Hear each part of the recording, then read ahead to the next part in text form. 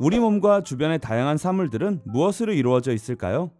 사람들은 이 부분에 대해서 오래전부터 궁금증을 가졌고 많은 과학자들이 문제 해결을 위해 다양한 노력들을 진행해 왔습니다. 이러한 물질들의 발견은 역사가 진행되면서 점점 발전해 왔는데요.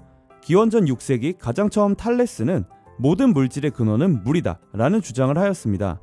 여기서 나아가 기원전 4세기 아리스토텔레스는 만물은 물, 불, 흙, 공기의 4가지 성분으로 되어 있고 이들이 조합하여 여러 물질이 만들어진다 라는 주장을 하였습니다.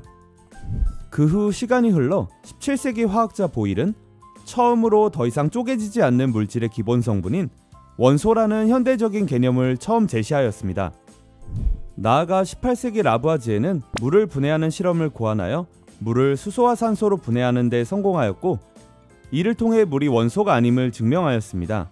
이것은 물이 물질을 이루는 기본 성분이라는 고대 이론소설과 사원소설에 대한 반증이었으며 원소의 개념을 보완하는 실험이었습니다. 원소란 더 이상 분해되지 않는 물질을 이루는 기본 성분으로 현재까지 약 120개의 원소가 발견되었습니다. 이 중에는 자연에서 발견된 90여 개의 원소와 인공적으로 만들어진 원소들도 함께 존재한답니다. 우리 주변 원소들의 이용 예를 살펴볼까요? 우리가 살아가는 데 꼭 필요한 산소, 지구 대기 성분의 약 21%를 차지하고 있으며 물질의 연소와 생물들의 호흡에 이용되고 있습니다. 철은 단단하여 기계나 건축 재료로 많이 이용되고 있습니다. 또한 과자 봉지에 가득 들어있는 기체는 무엇인지 알고 계신가요? 바로 질소인데요. 다른 물질과 거의 반응하지 않아 음식이 변질되는 것을 막고 봉지를 채워 과자가 부서지는 것을 막아주는 역할을 하는 것이랍니다. 이런 다양한 원소들을 확인하는 방법 중 간단하게 금속 원소들을 확인하는 방법으로 불꽃 반응색 실험이 있습니다. 불꽃 반응색 실험은 니크롬선에 금속을 붙여 불꽃에 넣으면 색을 확인할 수 있기 때문에 실험 방법이 쉽고 간단한 장점이 있습니다. 또한 물질의 양이 적어도 물질에 포함된 금속 원소를 확인할 수 있으며 물질의 종류가 달라도 같은 금속 원소가 포함되어 있으면 같은 불꽃 반응색이 나타나므로 간단한 확인에 가장 적절한 방법이랍니다. 여기서 잠깐 시험에 차나?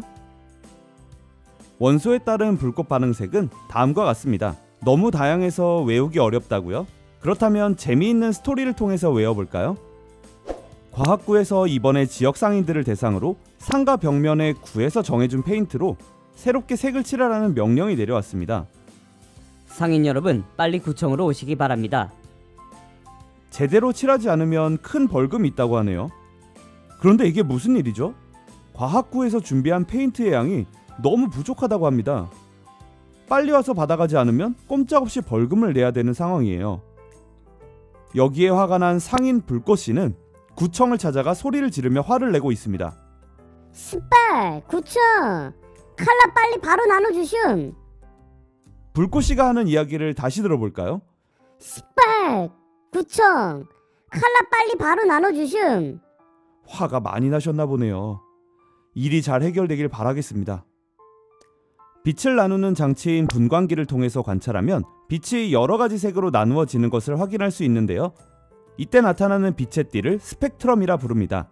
스펙트럼에는 햇빛과 같은 연속 스펙트럼과 특정 색의 빛만 관찰되는 선 스펙트럼이 있습니다. 불꽃 반응색에서 리튬과 스트론튬의 반응색 기억나시나요? 둘 다 붉은색으로 비슷한 것을 확인할 수 있었습니다. 이런 경우에 구별할 수 있는 방법은 없을까요?